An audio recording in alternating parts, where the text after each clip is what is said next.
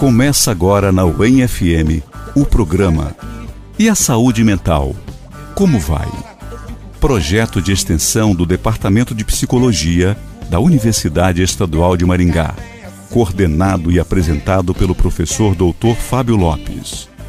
O programa recebe convidados, pesquisadores e profissionais de saúde mental, trazendo informações e abordando o tema de forma clara e acessível.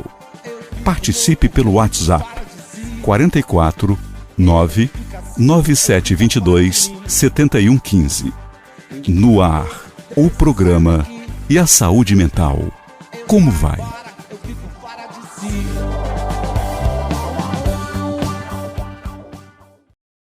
Eu quero começar agradecendo a todos e todas que nos ouvem, aos ouvintes e os amigos da Rádio Universitária UEM FM 106,9, aqueles que nos acompanham nas mídias e redes sociais. Eu sou o professor Fábio Lopes, do Departamento de Psicologia da UEM, e a gente vai começar hoje mais um programa, o programa chamado E a Saúde Mental? Como vai? Esse programa é um projeto de extensão do Departamento de Psicologia da UEM e que tem como objetivo discutir questões e debates relacionados à saúde mental das pessoas. Os objetivos são, obviamente, aproximar a temática de saúde mental das discussões do cotidiano das pessoas. Então, nesse sentido, é um programa que pretende aproximar as discussões, especialmente que a academia e os profissionais fazem no campo da saúde mental, da realidade das pessoas. Para isso, a gente tem também canais de comunicação. Eu gostaria de deixar à disposição um e-mail e um número de telefone WhatsApp que os ouvintes e os amigos da Rádio Universitária UEM FM 106,9 podem entrar em contato com dúvidas, sugestões, perguntas, críticas, aquilo que for da necessidade ou do desejo. O e-mail é E a Saúde Mental Como Vai? Tudo junto, @uem.br, e o número de telefone WhatsApp é o 44 99722 7115. Repetindo, 99722 7115. Bom, para esse primeiro dia, essa estreia do nosso programa, eu tenho a presença de uma colega, uma autora, alguém que eu admiro, alguém que eu leio. Então, para mim, é uma honra, uma satisfação muito grande poder contar com ela hoje aqui. Eu vou ler o extenso currículo dela rapidamente, mas hoje nós contamos com a professora Rosana Tereza Onoco Campos, que tem graduação em Ciências Médicas pela Universidade Nacional de Rosário, na Argentina, doutorado em Saúde Coletiva pela Universidade Estadual de Campinas, livre docência pela Universidade Estadual de Campinas, e desde 2004 é professora da Faculdade de Ciências Médicas da Universidade Estadual de Campinas, além de ser do programa de pós-graduação em Saúde Coletiva da Faculdade de Ciências Médicas.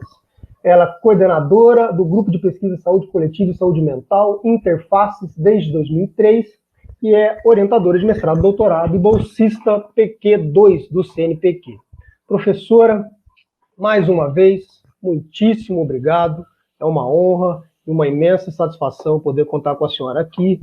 Eu gostaria de começar pelo óbvio. Eu talvez não tenho como não abordar inicialmente o assunto que nos atravessa, e atravessa a saúde e a saúde mental do brasileiro. Nesse momento, nós estamos gravando essa entrevista no dia 7 de abril de 2021, um dia depois que o país registrou a marca de mais de 4 mil óbitos em decorrência do Covid-19. Eu não tenho como não começar por isso, né? É evidente que eu gostaria de começar pela conceituação de saúde mental, e até em memória, em respeito, em luto a todos e ao meu país. Eu começo com essa condição que nos atravessa, que atravessa a saúde mental. Como, professora, essas notícias, essa realidade nos impacta, ou até como algumas pessoas conseguem passar por isso sem que aparentemente estejam impactadas, mas eu gostaria que a gente começasse com a relação entre a pandemia e a saúde mental, por favor. Bom, eu que agradeço o convite, uma alegria estar aqui com você, né? E talvez a gente, enfim, das poucas alegrias, né, que a gente pode ter nesses dias, tem sido alguns encontros deste tipo, né, virtuais, que a gente está tendo, porque não tem muito espaço para alegria, né? E eu sempre que me perguntam nessas questões, assim, sobre, o que é saúde mental, na nossa área se fala muito de que é impossível definir a saúde mental, porque aí parece às vezes que é tão grande que é tudo, né? Mas se aí tudo é nada. Eu gosto muito de voltar a me referenciar ao Freud. O Freud falava que o objetivo do tratamento, né, quando ele inventou a psicanálise, deveriam ser recuperar a capacidade de amar e de trabalhar. E a falta de melhores definições, eu sempre recorro a essa, porque eu acho que dá boas pistas, né? Inclusive para a gente poder fazer reflexões sobre esta situação horrorosa, né, dramática que a gente está vivendo. Então, se a gente pensar, assim, quantos brasileiros não têm hoje capacidade, não por motivos internos, mas por motivos sociais, culturais, capacidade de amar e trabalhar, são duas das coisas mais difíceis que a gente pode ter hoje, né? Quando a gente fala do luto, fala da perda do objeto amado, das pessoas queridas, né? Quando a gente fala de milhares de pessoas que são convidadas a ficar em casa, mas de um auxílio emergencial que não chega nunca, e quando se promete que vai chegar é miserável. Então, de fato, é muito difícil poder pensar hoje que a gente tem no Brasil, né, condições, né, de estar em saúde mental, mas ao mesmo tempo a gente tem que criar condições de sobrevivência. Eu tenho me preocupado muito nesse último ano em pensar, para tentar ajudar a pensar, né, nossos serviços de saúde, nossa realidade nas universidades, nossa vida na comunidade, como que a gente sobrevive, né? Como que a gente se preserva um espaço, né? Um espaço de reserva próprio, pessoal, que nos permita continuar batalhando, que nos permita continuar na luta, né? Então, eu queria deixar também essa inquietação nos nossos ouvintes, de ser assim, que se organizar, se juntar, conversar com outras pessoas, lutar pelo que a gente acredita, também são fontes, ou podem vir a ser fontes de saúde mental, né? Então, talvez nesse momento de tanta tristeza, né, neste momento que a gente vive num país enlutado, um país que está, assim, sendo massacrado realmente, para não enlouquecer, para não desistir, a gente precisa manter um pequeno pedaço nosso disposto a se manter de pé e a manter essa luta viva. Perfeito, professora. Como início de conversa, eu acho que você colocou vários pontos importantes. A primeira é essa dificuldade de definição de saúde mental, né? Saúde mental é é uma coisa realmente... E aí me chama a atenção do que se é tudo, não é nada. Então, de alguma maneira, é preciso dar essas diretrizes. E você deu as melhores diretrizes que temos até o momento, que são as relações afetivas e as relações de produção, né? O amar e trabalhar. E aí é outra angústia que me atravessa, porque, particularmente, eu sou professor da área do trabalho, saúde mental e trabalho. O trabalhar, ele vem sendo mais fonte também de angústia, de sofrimento e desalento e abandono do que propriamente de realização e satisfação. E, evidentemente, que o amar, que as relações afetivas estão relacionadas a isso. Eu perguntaria, embora seja difícil dizer, mas eu perguntaria o que teria mais peso na saúde mental das pessoas? A constituição, a educação, a infância delas, né, as fases de desenvolvimento, ou a vida concreta, o viver a vida, o ganhar a vida concretamente? Eu não sei se a senhora me ouviu bem. Pergunta difícil essa, Fábio? Porque eu adoro uma saia justa, porque eu vou dizer assim, eu sou psicanalista, né? Então, assim, como psicanalista, eu acredito muito no poder das marcas precoces vão deixando na gente, né? Eu acredito muito que a gente vai se construindo, né? Por vivências, emoções, experiências que vão acontecendo com a gente desde que a gente está na barriga das nossas mães, assim. Então, eu acredito nisso, há um efeito, né, que nos torna, vamos chamar assim, eu digo que o maior trabalho que uma pessoa tem ao longo da vida é se tornar um si mesmo, né? Parece que seria fácil cada um de nós sermos nós mesmos, mas na verdade a gente gasta a vida aprendendo a ser um si mesmo. Só que esse si mesmo, como eu digo, e aí a minha diferença com alguns psicanalistas, eu não acredito numa psicanálise que viva, como dizem na Argentina, dentro de uma garrafa térmica, né? Eu acredito numa psicanálise que está viva, que está conectada com a sua cultura, com os problemas do seu tempo, da sua época. Então, assim, seria muito ruim, por exemplo, pensar que a gente tem que atribuir a problemas intrapsíquicos, como se a saúde mental fosse algo do interior, assim, da interioridade das pessoas, vamos pensar assim, ou um trabalhador que está sendo explorado, um trabalhador que, como aconteceu aqui no Brasil, teve seus direitos tolhidos em plena pandemia. O primeiro gesto que o Congresso brasileiro faz lá no começo do ano passado foi diminuir os direitos trabalhistas. Tivemos pessoas que tiveram redução de salário e tudo isso transvestido, né? Porque tudo é disfarçado, né? Transvestido de proteção dos postos de trabalho, que também não aconteceu. Então, a gente viu as pessoas perderem suas redes de seguridade social, ao mesmo tempo que perdiam seus empregos e ao mesmo tempo que perdiam seus seres queridos e amados por causa da pandemia descontrolada. Então, é inseparável. Eu vejo que há uma indissociabilidade da estruturação interna do sujeito e do que ele é levado a viver. Agora, como a gente se organiza, talvez isso seria um ponto da saúde mental que valeria a pena contar assim para os nossos ouvintes, ser um pouco assim, pode ser que tenha pessoas que têm mais flexibilidade, que têm mais facilidade para se adaptar, tem pessoas que podem cuidar melhor disso que eu estou chamando de um espaço de reserva e se manter vivos para a luta, e outras que se sentem mais ameaçados. Então, isto que nos torna cada um diferente dos outros, mas eu não vejo como separar o interno, o intrapsíquico, que eu estou chamando aqui, do externo, do social, do cultural, do histórico, né?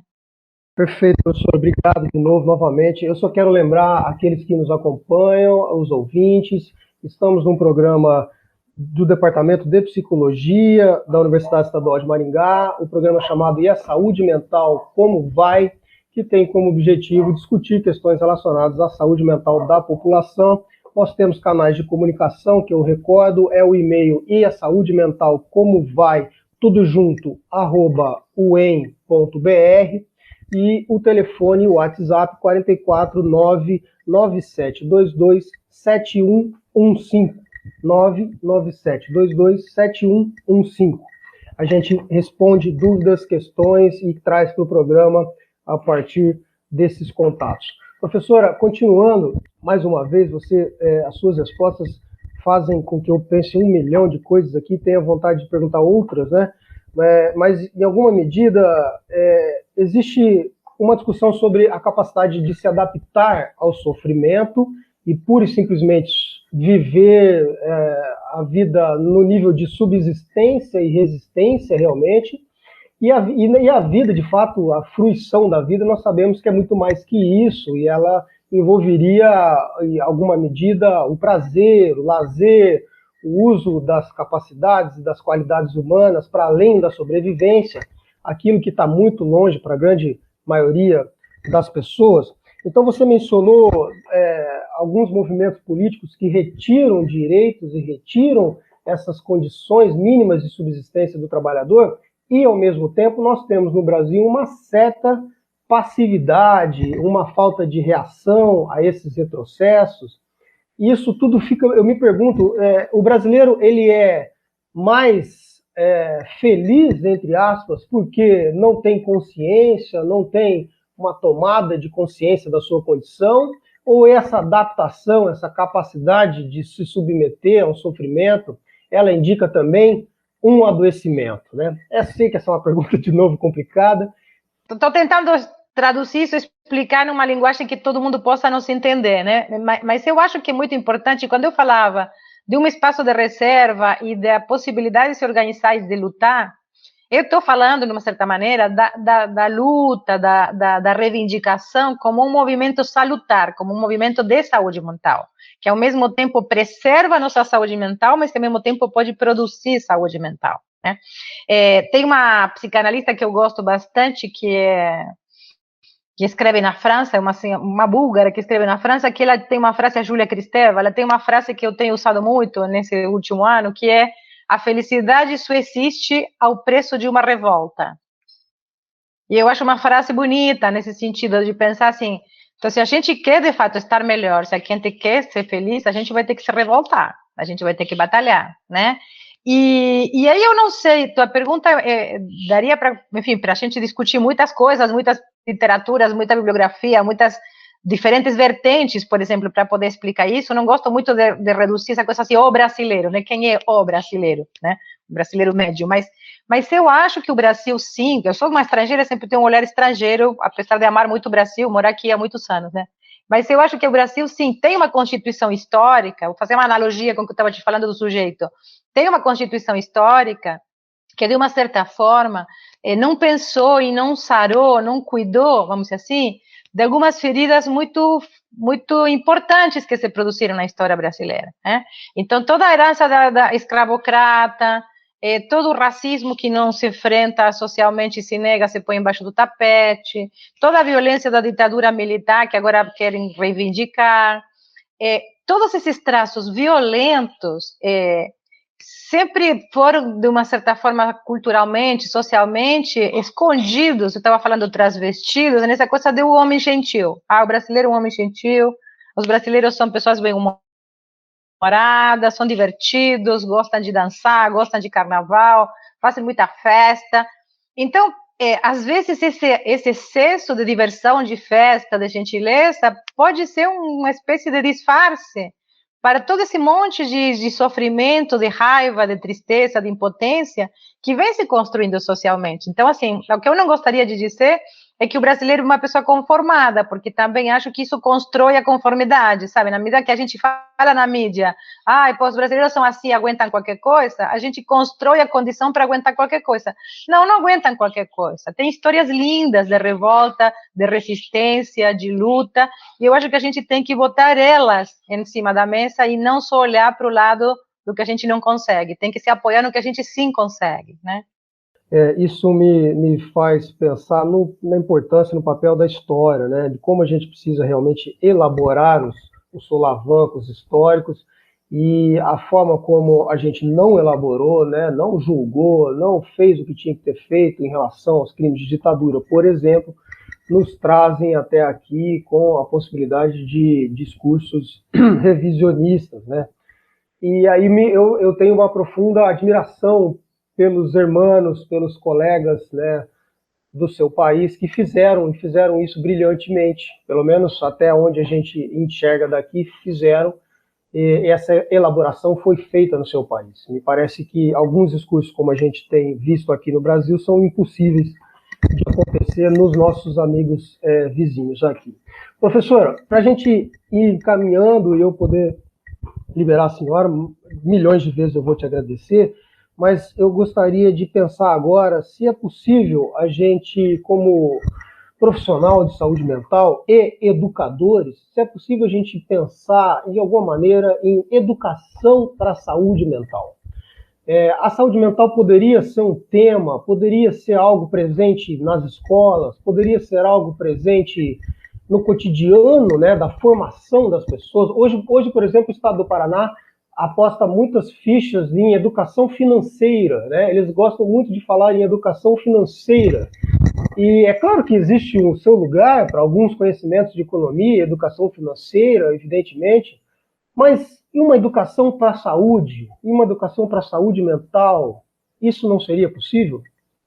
Ô, Fábio, eu acho que sim, seria possível, seria desejável, e eu acho que, de vista dessa tragédia que estamos falando aqui da pandemia no Brasil, vai ser imprescindível, vai ser necessário, né?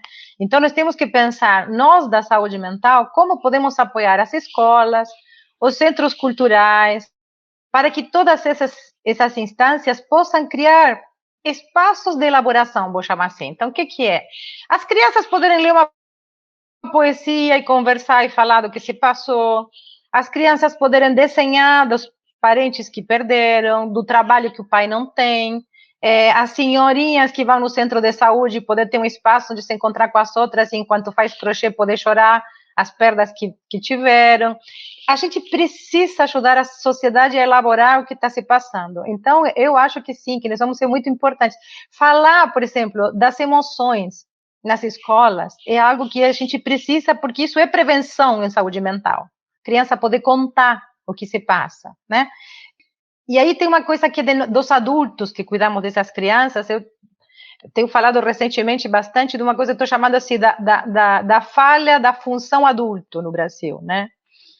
Que é um tema que tem me preocupado bastante, no sentido assim, de que por tudo isso que a gente está falando, essa dificuldade, essas questões que estão tão difíceis assim ao longo da história, também dá a impressão de que os adultos que estão ao cuidado das crianças não aguentam o que se espera que um adulto aguente, e não fazem o que se espera que um adulto faça. Então, as crianças têm que poder mostrar, vamos dizer assim, um pouco da sua invejinha, da sua maldadezinha, dessas birracinhas, dessas disputinhas que fazem parte do crescer e se tornar adulto. E às vezes a gente vê nas escolas que os adultos chegam com uma posição meio moralizante para com as crianças, querendo que as crianças, eu falo assim, que o mito da criança anjinho cria déspotas, né? Então, assim, as crianças não são anjinhos, são humanos em desenvolvimento, então elas têm dentro delas toda a agressividade, toda a possibilidade de maldade e também toda a possibilidade de arte, de cultura, de bondade, de coisas maravilhosas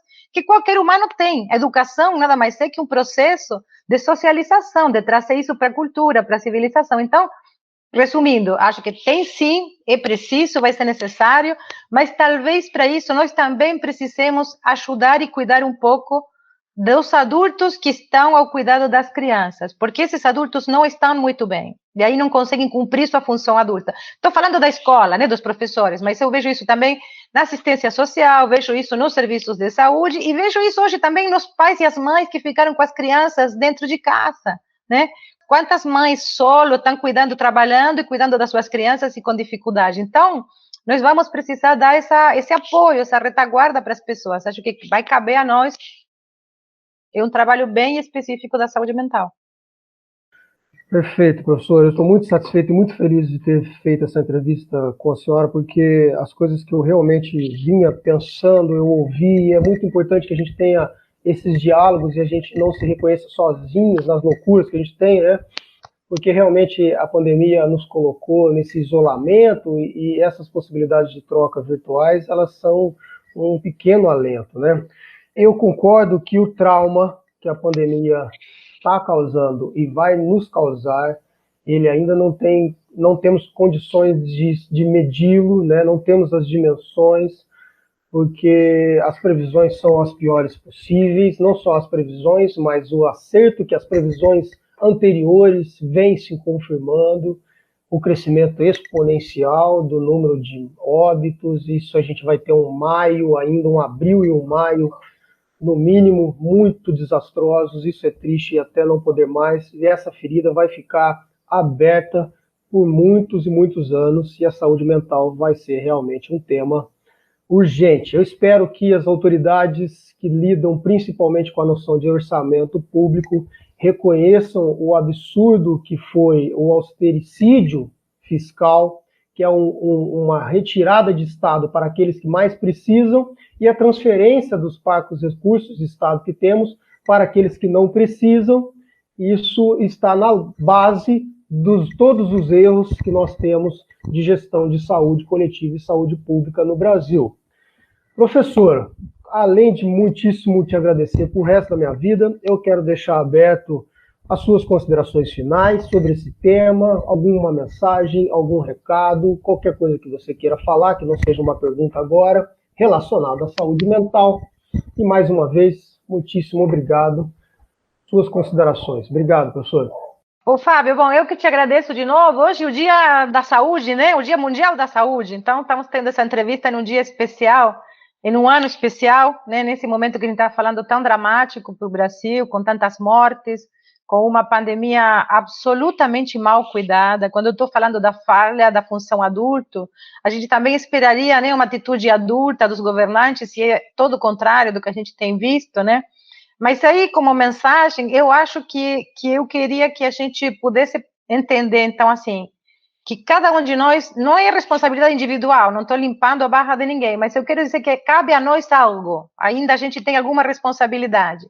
Então, isso, cuidar da esperança, né, até que ela possa voltar a florescer, se organizar, se encontrar, compartilhar nossa raiva com outros colegas, nos prepararmos para a luta, lutar, defender direitos, defender acesso, são questões que também vão nos ajudar, não só a combater a pandemia, mas vão defender a saúde mental coletiva.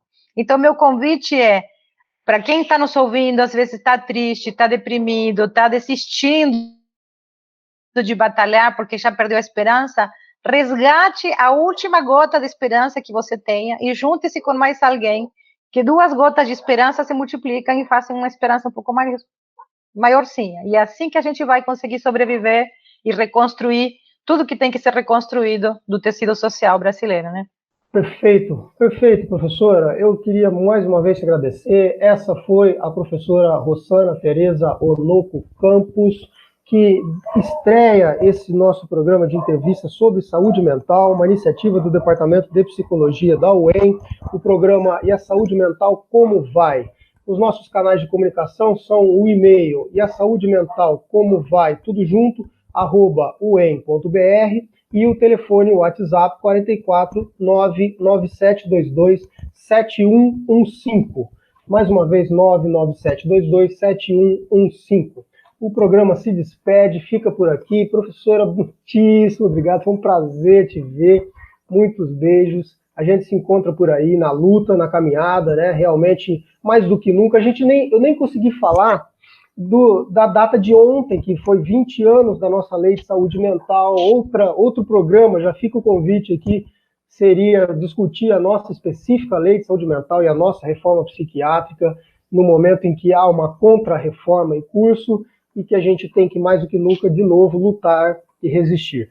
Muito obrigado de novo, professora. Abraço. Tchau, tchau. Tchau. Eu fico louco, eu fico fora de si. Ele fica assim, eu fico fora de mim. Você ouviu na UEM FM o programa E a Saúde Mental? Como vai? Projeto de extensão do Departamento de Psicologia da Universidade Estadual de Maringá, coordenado pelo professor Dr. Fábio Lopes. O programa recebe convidados, pesquisadores e profissionais de saúde mental, trazendo informações e abordando o tema de forma clara e acessível. Participe pelo WhatsApp 44 99722 7115. Programa E a Saúde Mental? Como vai? No ar às quintas-feiras, à 13h, com reapresentação aos sábados, às 8h. Apoio UEM FM, em sintonia com a comunidade.